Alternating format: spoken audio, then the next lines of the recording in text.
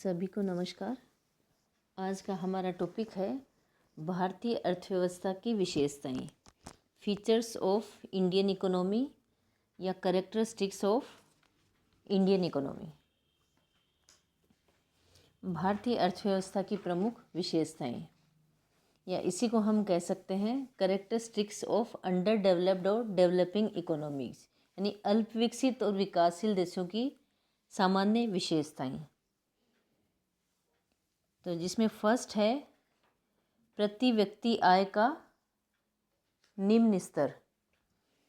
यानी हम देखें तो जो भारतीय अर्थव्यवस्था है या जो अल्प विकसित अर्थव्यवस्थाएं हैं उनमें प्रति व्यक्ति आय का स्तर जो है वो बहुत निम्न है। प्रति व्यक्ति आय या पर कैपिटा इनकम कैसे निकाली जाती है? टोटल नेशनल इनकम में पॉपुलेशन का अगर हम भाग दे दें तो हमें प्रति व्यक्ति आय मिल जाती है। तो कम प्रति व्यक्ति आय होती है वो अल्प विकसित देशों की एक महत्वपूर्ण विशेषता होती है। और विश्व के अगर डेवलप्ड कंट्रीज़ या जो विकसित देश हैं उनकी तुलना में भारत की अगर पर कैपिटा इनकम को देखा जाए तो वो बहुत कम है। और साथ ही हम देखें कि जो पर कैपिटा इनकम के बढ़ने में जो जनसंख्या में तेज़ी से होती हुई वृद्धि है वो इसमें एक मुख्य बाधा का काम कर रही है। तो भारत में प्रति व्यक्ति आय न केवल कम है बल्कि इसमें धीमी गति से वृद्धि हो रही है और अनिश्चित गति से वृद्धि हो रही है। भारतीय अर्थव्यवस्था की दूसरी विशेषता है कृषि का निम्न स्तर। हम देखें तो पिछड़े हुए देशों में कृषिगत जो व्यवसाय है वो प्रधान होता है और वहाँ पर हम देखें तो प्रति हेक्टर और प्रति व्यक्ति उत्पादन को देखा जाए तो उसका स्तर बहुत अधिक निम्न होता है, क्योंकि जो खेत हैं वो प्राय बहुत छोटे छोटे और बिखरे हुए होते हैं और साथ ही जो खेती है वो बहुत ही पिछड़ी हुई दशा में पाई जाती है। कहीं कहीं तो सदियों पुरानी जो कृषिगत पद्धतियाँ या टेक्निक हैं वो चलती आ रही हैं। कृषि में जो इन्वेस्टमेंट है वो भी बहुत कम पाया जाता है, क्योंकि अधिकतर कृषि को घाटे का व्यवसाय माना जाता है और कृषि को मानसून का जुआ, बारिश के ऊपर कृषि निर्भर रहती है। साथ ही हम देखें तो कृषि के पिछड़ेपन के बहुत सारे रीजन्स हो सकते हैं, जैसे प्रगतिशील भूमि व्यवस्था का अभाव, कृषि में जो मशीनें या संयंत्र यूज हो रहे हैं उनके प्रयोग की कमी, इनपुट संबंधी जैसे अच्छी खाद है, औजार है, बीज है, सिंचाई है आदि का अभाव। साथ ही खेती में हम देखें तो साख या पैसे बिक्री और उत्पादन संबंधी कई कमजोरियां पाई जाती हैं, जिससे कृषि का जो उत्पादन का स्तर है वो बहुत ही निम्न होता है। थर्ड विशेषता हमारी है जनसंख्या की उच्च वृद्धि दर। अल्प विकसित देशों में हम देखें तो विकसित देशों की तुलना में जो जनसंख्या है वो बहुत तीव्र गति से बढ़ती है। साथ ही विकसित देशों का जो चिकित्सा संबंधी ज्ञान है और अन्य आवश्यक सुविधाएं जैसे ही ये अल्प विकसित देशों में भी मिलने लगती हैं तो उनकी मृत्यु दर गिरने लग जाती है। लेकिन अल्प विकसित देशों जैसे कि भारतीय अर्थव्यवस्था में गरीबी, अज्ञानता, धार्मिक रूढ़िवादिता, इसकी वजह से और साथ ही परिवार नियोजन के कार्यक्रमों का अधिक सफलता नहीं मिलने की वजह से जनसंख्या की जो वृद्धि है वो तेज़ी से हो रही है। और इसका प्रभाव क्या होता है कि हमारा जो आर्थिक विकास होता है वो भी कम होता है और लोगों के जीवन स्तर में सुधार की विशेष संभावनाएं नहीं रह पाती हैं। नेक्स्ट है हमारा खुली बेरोजगारी पर रोजगार की बहुतायत, यानी बेरोजगारी का जो स्तर होता है वो बहुत अधिक पाया जाता है। अकुशल श्रमिकों में बड़े पैमाने पर बेरोजगारी अल्प विकसित देशों या विकासशील देशों में देखने को मिलती है। इन देशों के ग्रामीण व शहरी क्षेत्रों में अधिकतर बेरोजगारी अनैच्छिक बेरोजगारी पाई जाती है। व्यापक गरीबी की वजह से इन देशों में औद्योगिक वस्तुओं के बाजार अत्यंत सीमित रहते हैं। साथ ही उद्योगपति जो हैं वो अपनी औद्योगिक गतिविधियों का विस्तार करने का प्रयास भी नहीं करते हैं, क्योंकि उपयुक्त प्रभावी मांग नहीं होने की वजह से उद्योगों का विकास धीरे धीरे तथा रुक रुक कर होता है और जो लगातार बढ़ती हुई जनसंख्या की रोजगार मांग को पूरा कर पाने में असमर्थ रहता है। परंपरागत कृषि में भी कम प्रोडक्टिविटी या कम उत्पादकता की वजह से श्रमिकों को रोजगार प्रदान करने के सीमित साधन ही उपलब्ध हो पाते हैं। इसलिए बढ़ती हुई जनसंख्या के परिणाम स्वरूप प्रच्छन्न बेरोजगारी लगातार बढ़ती चली जाती है। छिपी हुई बेरोजगारी या प्रच्छन्न बेरोजगारी क्या होती है, जैसे एक छोटे से भूमि के टुकड़े पर जहाँ 5 श्रमिकों की आवश्यकता है वहाँ पर 10 श्रमिक लगे हुए हैं, तो जो 5 श्रमिक छुपे हुए रूप में हैं उसे प्रच्छन्न बेरोजगारी या खुली बेरोजगारी कहा जाता है। किसान इस बात से अच्छे से परिचित हैं, लेकिन परंतु साथ ही अन्य वैकल्पिक रोजगार के अवसर उपलब्ध नहीं होने की वजह से वे भूमि के छोटे छोटे टुकड़ों से ही चिपके रहते हैं, जो निम्नतम जीवन स्तर उपलब्ध करा पाने में असमर्थ रहता है। हमारी 5वीं जो भारतीय अर्थव्यवस्था की विशेषता या जो अल्पविकसित देश हैं उनकी विशेषता है पूंजी निर्माण का निम्न स्तर।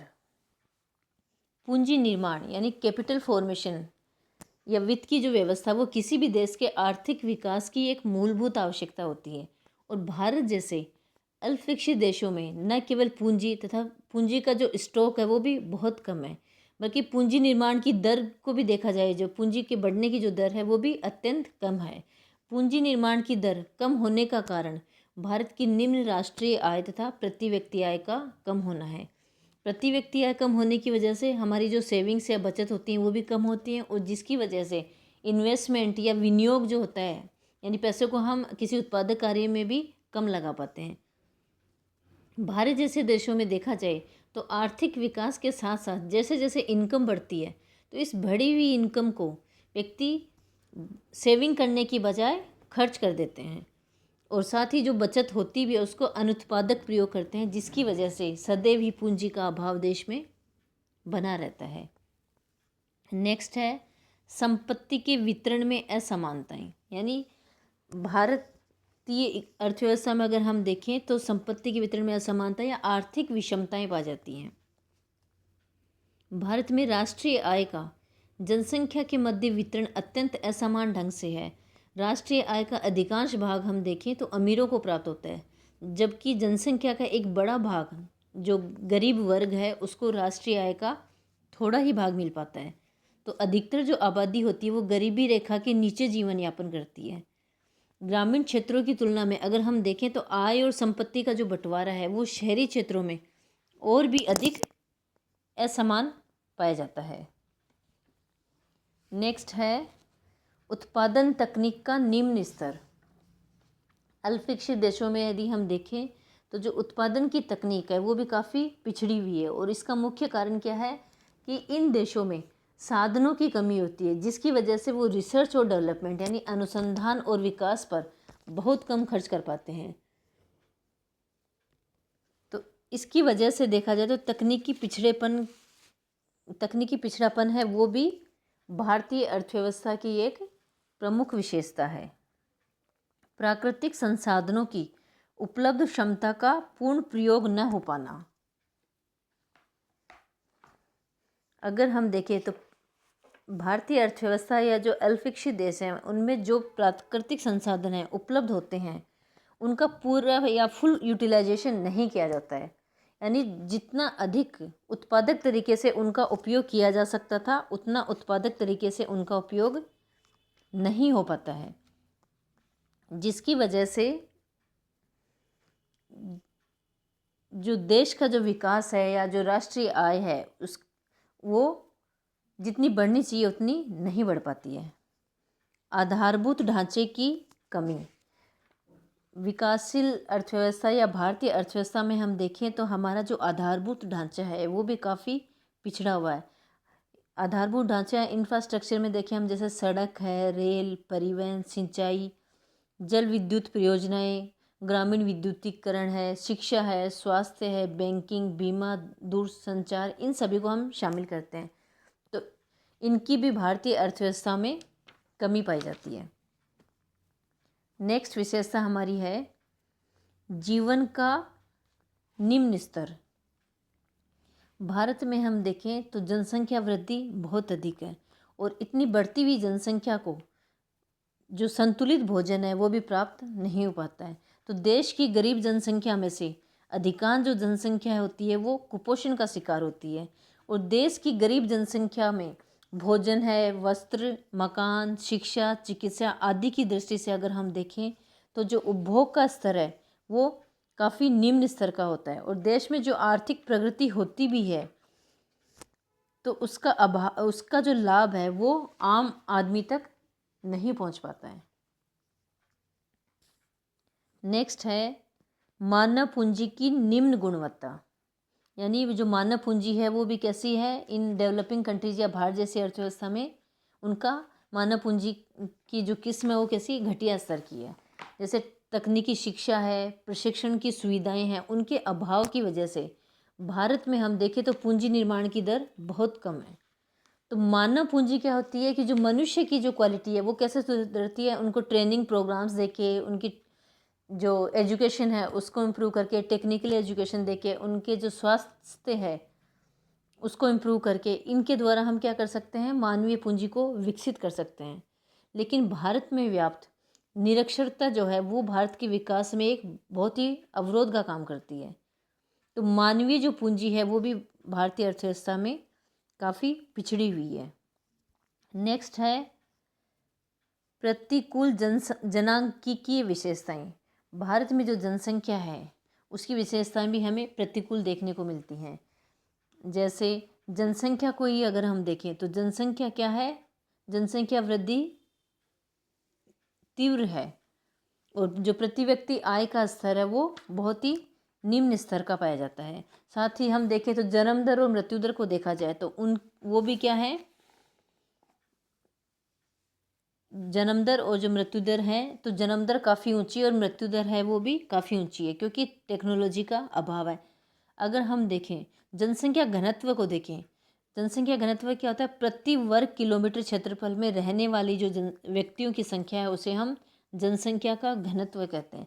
तो जनसंख्या का घनत्व भी काफ़ी अधिक है, यानी 1 वर्ग किलोमीटर में पॉपुलेशन का एक बड़ा भाग रहता है। साथ ही इनकी जो एज देखें तो इन भारतीय जो व्यक्ति हैं उनकी निम्न प्रत्याशित जो आयु है वो भी कम है क्योंकि निम्न प्रति व्यक्ति आय है, निम्न भोजन का स्तर है, प्रदूषण है, संतुलित और पौष्टिक भोजन का अभाव, रहन सहन की बुरी दशाएं, इनकी वजह से इनके स्वास्थ्य का स्तर गिरता रहता है और इनकी प्रत्याशित आयु निम्न या कम होती है। आर्थिक संस्थानों के संगठन का अपर्याप्त विकास। भारतीय अर्थव्यवस्था में हम देखें तो जो आर्थिक संस्थाएं हैं, जो वित्त उपलब्ध कराने वाली जो संस्थाएं हैं उनका भी अभाव है। जो पैसा है वो आम जन तक नहीं पहुंच पाता है। आर्थिक जो संस्थाएं हैं उनमें काफ़ी अधिक पिछड़ापन है और अक्सर ये असंतुलित विकास को शो करती हैं। तो इसकी वजह से भी जो भारतीय अर्थव्यवस्था है वो काफ़ी पिछड़ी हुई है।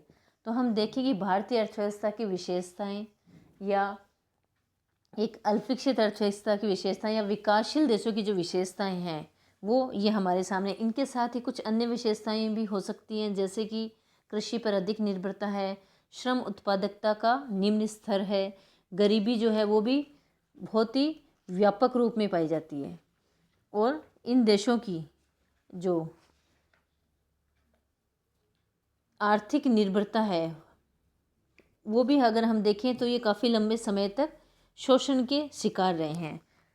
तो ये हैं फीचर्स ऑफ इंडियन इकोनॉमी या कैरेक्टरिस्टिक्स ऑफ इंडियन इकोनॉमी।